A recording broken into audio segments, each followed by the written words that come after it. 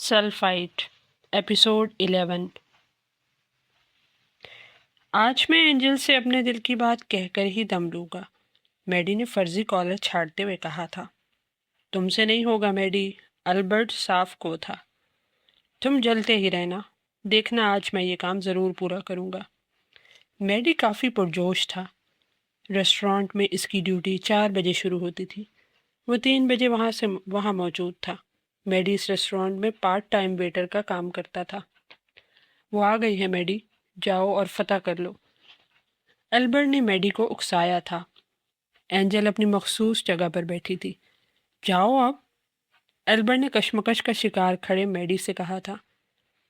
اچھا جا رہا ہوں، میڈی نے خود کو تسلی دی تھی۔ وہ چھوٹے چھوٹے قدم اٹھاتا اینجل کی طرف بڑھا تھا۔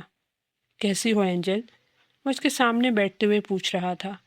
اینجل نے اسے گھوری سے نوازا تھا۔ کچھ بات کرنی تھی۔ میڈی نے اس کے گھورنے پر سنبھل کر کہا تھا۔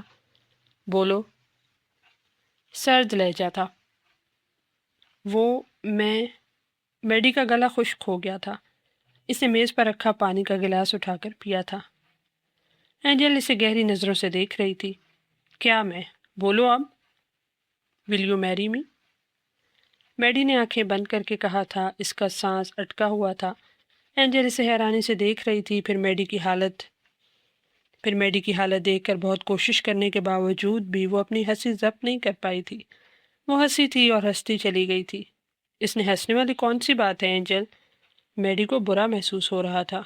تم پاگل ہو گئے ہو میڈی، اب میرے پیچھے مت آنا، اینجل نے ہنستے ہوئے کہا تھا اور پھر اپنی جگہ سے اٹھ کر باہر نکل گئی تھی۔ اس نے جواب نہیں دیا۔ میڈی کا منہ بن گیا تھا۔ وہ بیچارہ اداس ہو گیا تھا۔ رات 11 بجے کا ٹائم تھا۔ میڈی ریسٹورانٹ سے فارغ ہو کر اب گھر کی طرف جا رہا تھا۔ اچانک اسے محسوس ہوا تھا کہ اس کے پیچھے کوئی ہے۔ وہ ایک نازک دل لڑکا تھا۔ وہ ایک دم گھبرا گیا تھا۔ 1-2 بار پیچھے مڑ کر دیکھنے کے بعد اس نے اپنی رفتار تیز کر دی تھی۔ جب اچانک کوئی آندھی طوفان کی طرح آیا تھا، اس کے سر اور چہرے کو جیکٹ سے ڈھانپنے کے بعد تھپڑوں، کھونسوں کی خوب بارش کی گئی تھی اس پر۔ کون ہو تم؟ چھوڑ دو مجھے، کیوں مار رہے ہو؟ بچاؤ مجھے، وہ چیخ رہا تھا۔ میری اینجل کو پروپوز کرتے ہو؟ خبردار جو آئندہ اس کے آس پاس بھی نظر آئے تو، مارنے والے نے اردو زبان میں کہا تھا۔ میڈی کو صرف لفظ اینجل سمجھ آیا تھا اور کچھ بھی نہیں۔ 2-4 گھونسے اس کے پیٹ میں مارنے اور اپنی بھڑاس نکالنے کے بعد اب وہ رات کے اندھیرے میں رفو چکر ہو گیا تھا۔ میڈی نے، جس کی حالت بری ہو گئی تھی، مشکل سے اپنے چہرے سے جیکٹ اتاری تھی اور پھر بنا آگے پیچھے دیکھے گھر کی طرف دوڑ لگا دی تھی۔ شو ختم ہو چکا تھا۔ اب وہ لوگ واپس جا رہے تھے۔ آج جینی کو چھوڑنے ہوٹل جا رہا تھا۔ ان کی گاڑی کے آگے اور پیچھے بھی گاڑیاں گامزن تھیں، جن میں جینی کی پوری ٹیم تھی۔ آج کے شو کے بعد آرجے کی فین فالوئنگ دگنی بڑھ گئی تھی۔ وہ دونوں گاڑی کی پچھلی سیٹ پر بیٹھے تھے۔ جینی کافی تھکی نظر آ رہی تھی، البتہ نیند آرجے کے آس پاس بھی نہیں بھٹکی تھی۔ اسے اس وقت نیند آتی ہی نہیں تھی۔ جینی آرجے سے چپکی بیٹھی تھی، اسے کوفت ہو رہی تھی۔ اچانک آرجے کی نظر سامنے لگے مرر سے جھانکتے ڈرائیور پر پڑی تھی۔ وہ ایک دم چونکا تھا۔ جو ڈرائیور انہیں لے کر آیا تھا وہ کوئی اور تھا۔ وہ پہچان گیا تھا کہ ڈرائیور بدل چکا ہے۔ آرجے کو کسی گڑبڑ کا احساس ہوا تھا۔ کیا ہوا ہنی؟ جینی نے اس کے چہرے کا رخ اپنی طرف کیا۔ آرجے کی نظر اس کے گلے میں لٹکتے ڈائمنڈ کے نیکلس پر پڑی تھی۔ وہ بہت تیزی سے اپنے ارد گرد ہونے والی تبدیلیوں کو محسوس کر لیتا تھا۔ اس کی آنکھیں سکڑی تھیں اور پھر وہ شاکڈ رہ گیا تھا۔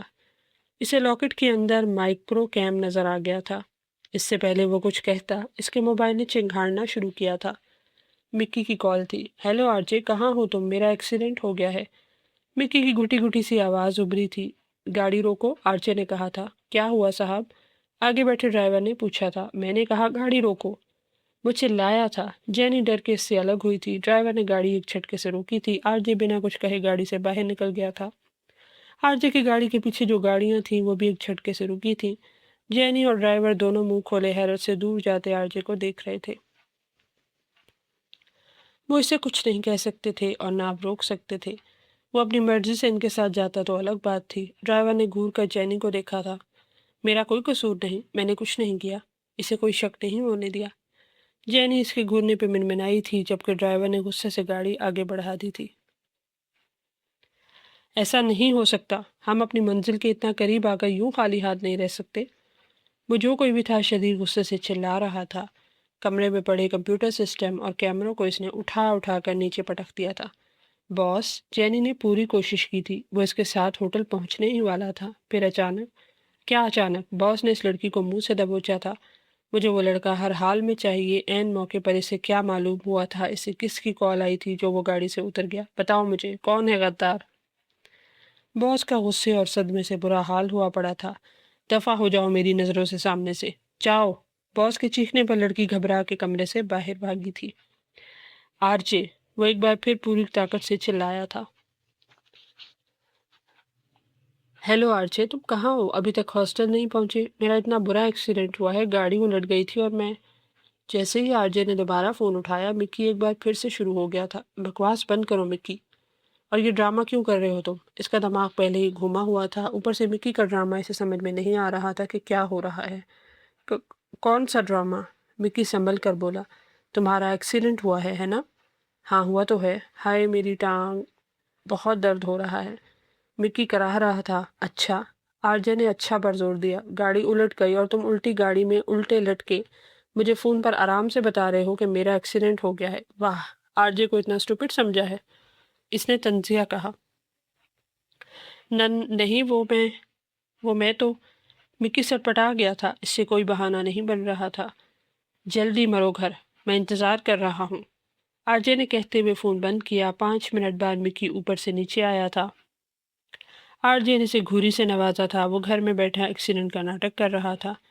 چھوڑ آئے جینی کو؟ مکی نے اس کے سامنے بیٹھتے ہوئے خباثت سے ہنستے ہوئے پوچھا تھا۔ منہ بند رکھو اپنا۔ آرجے نے صوفے سے کشن اٹھا کے مکی کے منہ پہ مارا تھا۔ نشانہ پکا تھا، کشن سیدھا اس کے منہ پہ لگا تھا۔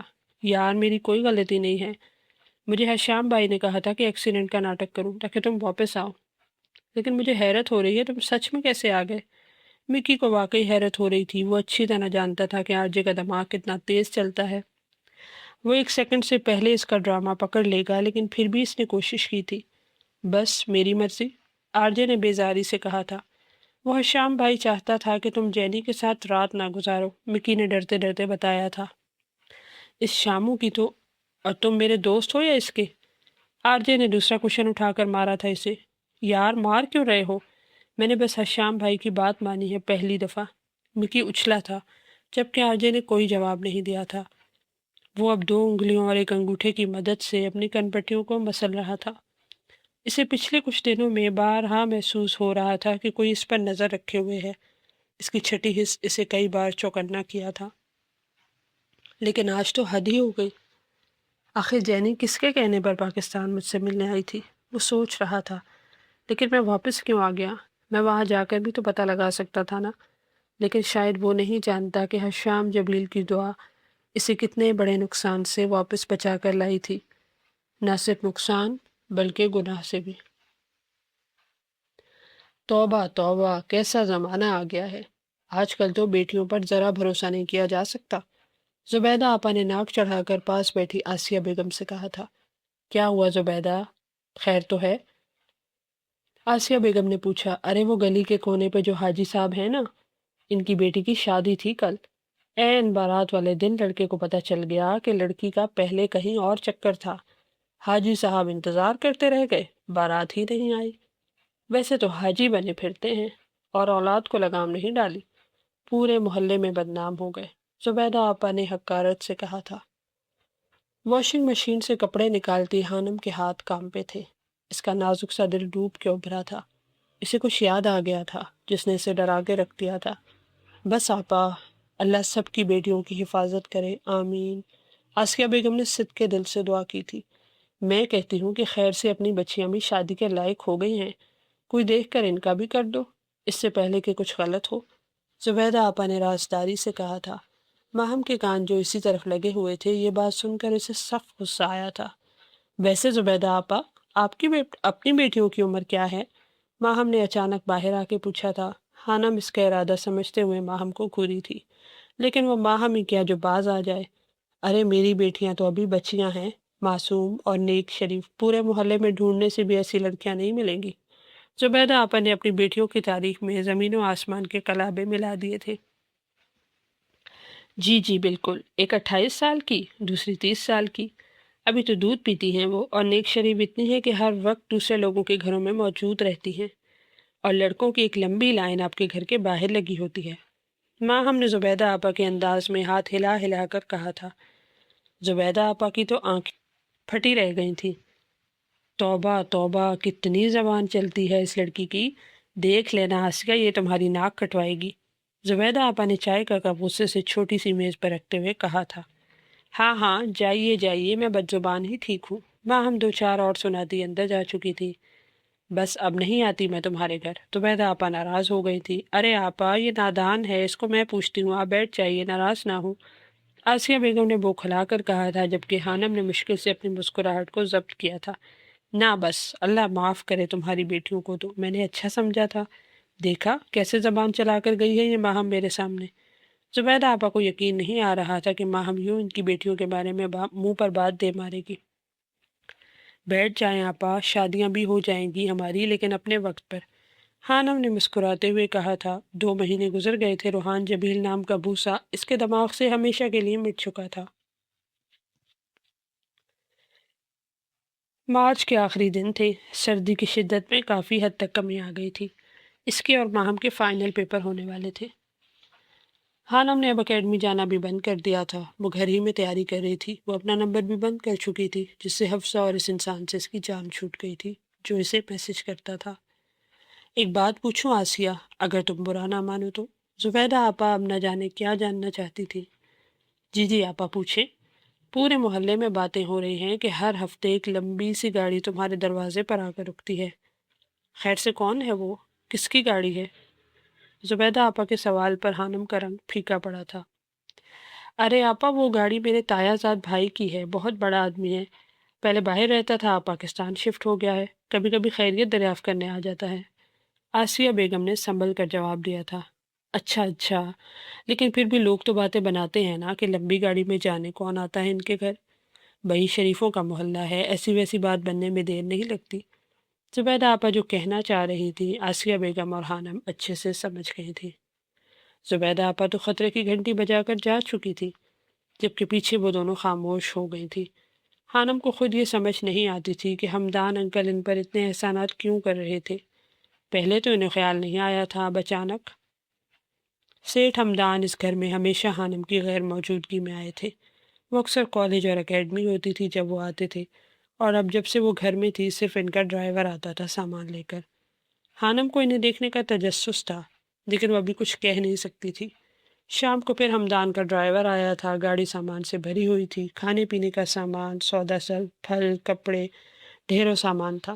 ڈرائیور کو دیکھ کے خانم کا موڈ بگڑا تھا۔ امی، یہ ہمدان انکل ہم پر اتنے احسانات کیوں کر رہے ہیں؟ پہلے تو انہیں کبھی ہمارا خیال نہیں آیا۔ یہ تو میں خود پوچھنا چاہتی ہوں ان سے، لیکن وہ آئیں تب نا۔ آسیہ بیگم بھی بوکھلا سی گئی تھی، انہیں محلے والوں کی باتوں سے ڈر لگتا تھا۔ سنو بھائی صاحب، آسیہ بیگم نے ہمدان کے ڈرائیور کو مخاطب کیا تھا، جو گاڑی سے سامان نکال کر گھر میں لا کر رکھ رہا تھا۔ جی بی بی جی، ڈرائیور نے ادب سے جواب دیا تھا۔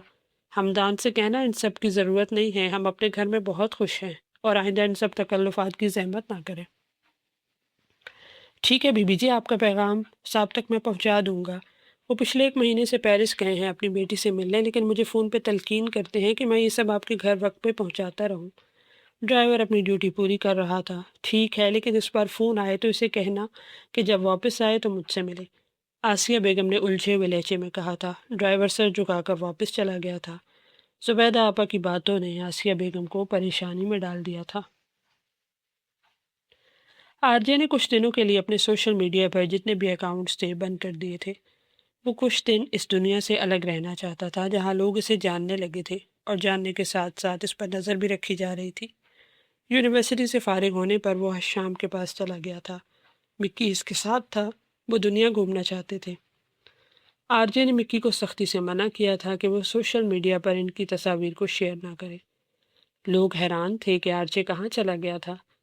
البتہ اکاؤنٹس بند کرنے سے پہلے اس نے اپنے شائقین کے لیے پیغام چھوڑا تھا کہ وہ جلد واپس آئے گا، اور واقعی جلد ہی واپس آنے والا تھا۔ مکی، آرجے اور حشام تینوں پیرس کے مشہور ریسٹورانٹ میں بیٹھے تھے۔ وہ وہاں ڈنر کرنے کی غرض سے آئے تھے۔ بہت بھوک لگی ہے شام بھائی، مکی نے اپنے پیٹ پر ہاتھ رکھتے ہوئے کہا تھا۔ آرڈر تو کر دیا ہے، 5 منٹ انتظار کر لو بھوکے انسان۔ جواب آرجے کی طرف سے آیا تھا، میں 1 منٹ میں آیا۔ حشام نے موبائل کی طرف دیکھتے ہوئے کہا تھا، کوئی اہم کال تھی؟ یہ حشام کے ساتھ لڑکے کون ہیں؟ ماہی نے پاس بیٹھے ایلا سے پوچھا تھا۔ دوست ہوں گے اور کون ہو سکتے ہیں؟ ایلا نے کھانا کھاتے ہوئے جواب دیا۔ ماہی کب سے اپنے سامنے بیٹھے حشام کو دیکھ رہی تھی۔ آرجے کی اس طرف پش تھی، وہ اسے نہیں دیکھ پائی تھی۔ البتہ مکی اور حشام اسے نظر آ رہے تھے۔ یہ اتفاق ہے یا اس کی خوش نصیبی کہ حشام آج اسے نظر آ گیا تھا۔ ماہی نے اسے تنگ کرنا تو چھوڑ دیا تھا، لیکن چاہنا اور دیکھنا نہیں چھوڑا تھا۔ دوست؟ حشام کو دیکھ کر لگتا تو نہیں ہے کہ اس کے دوست ایسے ہوں گے۔ یہ تو شکل سے ہی لوفر لگ رہا ہے، ماہی نے کہا لگاتے مکی کو دیکھ کر کہا تھا۔ یار چھوڑو نا، تمہیں کیا پرابلم ہے؟ جو بھی ہو، ایلا نے ان کی طرف دیکھتے ہوئے کہا تھا جب اسے اچھو لگا۔ کھانے میں اس کے گلے میں کچھ اٹک گیا تھا۔ کیا ہوا ایلا؟ پانی پیو۔ ماہی نے اسے ایک پانی کا گلاس تھمایا تھا۔ او مائی گاڈ! ایلا کا منہ حیرت سے کھلا کا کھلا رہ گیا تھا۔ اس کی نظریں مکی اور آرجے پہ جمی تھی۔ آرجے نے جیکٹ کی بازوؤں کو فولڈ کیا ہوا تھا اور نظر آتی بازو پر عجیب سا ٹیٹو بنا تھا جس میں آرجے لکھا نظر آ رہا تھا۔ کیا وہ انسان واقعی آرجے ہے؟ ایلا ایک دم اچھلی تھی۔ کیا ہوا ایلا؟ کہاں جا رہی ہو تم؟ ماہی نے اسے اٹھتے دیکھ کر پوچھا تھا، جبکہ ایلا بنا جواب دیے آرجے کی طرف بڑھ گئی تھی۔ Excuse me? آرجے کے پاس جا کر اس نے اسے مخاطب کیا تھا۔ آواز پر آرجے نے پلٹ کر دیکھا تھا اور ایلا نے منہ پہ ہاتھ رکھ کر اپنی چیخ کو روکا تھا۔ وہ واقعی آرجے تھا۔ کیا میں کوئی خواب دیکھ رہی ہوں؟ وہ حیران سی دیکھ رہی تھی، جبکہ آرجے کی آنکھوں میں الجھن ابھری۔ کیا آپ سچ میں میرے سامنے ہیں؟ ایلا آرجے کی بہت بڑی مداح تھی۔ کیا آپ آرجے ہیں؟ وہ پرجوش سے پوچھ رہی تھی۔ نہیں تو؟ آرجے کی آنکھوں میں شرارت ابھری۔ آپ آرجے ہی ہیں، یہ آپ کا ٹیٹو۔ یہ میں نے دیکھا ہے آپ کی پکچر میں، گٹار کے ساتھ۔ آپ نے اکثر اس پہ ہاتھ میں پکڑا ہوا ہوتا ہے۔ ایلا نے شاید اسے کچھ زیادہ ہی فرصت سے دیکھا ہوا تھا۔ وہ مسکرا دیا تھا۔ Autograph please? ایلا نے اپنا ہاتھ آگے بڑھایا۔ میں آٹوگراف نہیں دیتا، آرجے نے انکار کیا تھا۔ اوہ سیریسلی؟ ایلا کو حیرانی ہوئی۔ لوگ تو اپنے مداحوں کو دیکھ کر شوخے ہو جاتے ہیں، ایک وہ تھا جسے فرق نہیں پڑتا تھا، پرسکون سا بیٹھا تھا۔ شاید اسے یہ چیزیں متاثر نہیں کرتی تھیں، یا شاید وہ اپنی اہمیت کو اچھے سے جانتا تھا۔ سیلفی تو لے سکتی ہوں نا ایک؟ ایلا نے امید سے پوچھا تھا اور آرجے نے اس بات میں سر ہلایا تھا۔ آرجے کے ساتھ پکچر بنانے اور کچھ باتیں کرنے کے بعد وہ ماہی کے پاس واپس آئی تھی، جو اسے کھا جانے والی نظروں سے گھور رہی تھی۔ واپس آنے کا تو دل نہیں کر رہا تھا، مجھے یقین نہیں آ رہا کہ میں آرجے سے ملی ہوں۔ ایلا کی خوشی دیکھنے لائق تھی۔ تمہارے ہوتے ہوئے کوئی ہمیں دیکھتا بھی نہیں۔ ایلا کے جانے کے بعد مکی نے منہ بنایا تھا۔ ویٹر ان کی میز پر کھانا لگا رہا تھا۔ یہ شام کہاں رہ گیا؟ آرجے بڑبڑایا تھا، جبکہ مکی اب موبائل پر کسی کا نمبر ملا رہا تھا جو بن جا رہا تھا۔ افسوس رہے گا ساری عمر، زندگی میں صرف ایک ایسی لڑکی آئی جسے مکی حاصل نہیں کر سکا، جو مکی سے بچ کر نکل گئی۔ مکی نے حسرت سے موبائل کی اسکرین چمکتے نمبر کو تکتے ہوئے کہا تھا۔ تم مکی تھے نا، اس لیے آرجے ہوتا تو جانے نہ دیتا، بلکہ وہ خود نہیں جاتی۔ وہ دونوں خپاست کی ساری حدیں پار کرتے ہوئے کہا لگا کر ہنسے تھے۔ دور بیٹھی ایلا ستائش سے اس ہینڈسم سے لڑکے کو دیکھ رہی تھی جس پر اسے حال ہی میں کرش ہوا تھا، لیکن شاید وہ نہیں جانتی تھی کہ جو انسان باہر سے خوبصورت نظر آتا ہو، ضرورت نہیں کہ اس کا اندر بھی اتنا ہی خوبصورت ہو۔ آرجے کی نظر شام پر پڑی تھی جو ان کی طرف بڑھ رہا تھا۔ اسے دیکھ کر وہ دونوں سیدھے ہو کر بیٹھ گئے تھے۔ شام کو ایسی باتیں نہیں پسند تھی، اس لیے خاص طور پر مکی تو ڈرتا تھا اس سے، اور اس کے سامنے اس طرح کی باتیں کرنے سے گریز کرتا تھا۔ تقریباً آدھے گھنٹے بعد وہ لوگ اس ریسٹورانٹ سے باہر نکلے تھے۔ ایک بھی پل ایسا نہیں تھا جب ماہی نے اپنی نظروں کو حشام کے چہرے سے ہٹایا ہو۔ اسے جی بھر کر دیکھنے کا موقع ملا تھا اور اس نے اس موقع سے خوب فائدہ اٹھایا تھا۔ وہ لوگ جا چکے ہیں ماہی، اب ہمیں بھی چلنا چاہیے۔ ان کے جانے کے بعد ایلا نے ماہی کو جھنجھوڑا تھا۔ ہاں ٹھیک ہے چلو۔ ماہی کسی ٹرانس کے زیر اثر تھی۔ وہ دونوں بھی دروازے کی طرف بڑھ گئی تھی۔ ایلا آگے چل رہی تھی جبکہ ماہی اس کے پیچھے تھی۔ ایلا نے دروازے سے باہر قدم نکل چکی تھی۔ جیسے ہی ماہی نے دروازے سے باہر قدم بڑھائے، ایک زوردار وزنی چیز اس کے سر سے ٹکرائی تھی۔ ماہی کو اپنا دماغ گھومتا ہوا محسوس ہو رہا تھا۔ درد کی شدت نے اسے کرانے پر مجبور کیا تھا۔ وہ نیچے بیٹھتی چلی گئی تھی۔ آنکھوں کے آگے اندھیرا چھا گیا تھا۔ نیچے گرنے سے پہلے اس نے تھوڑی سی آنکھیں کھولی تھی اور اپنے سامنے ایک اونچے لمبے لڑکے کو کھڑا پایا تھا جو حیرانی سے اس طرف دیکھ رہا تھا۔ اس کے بعد ماہی کا ذہن تاریکیوں میں ڈوب گیا تھا۔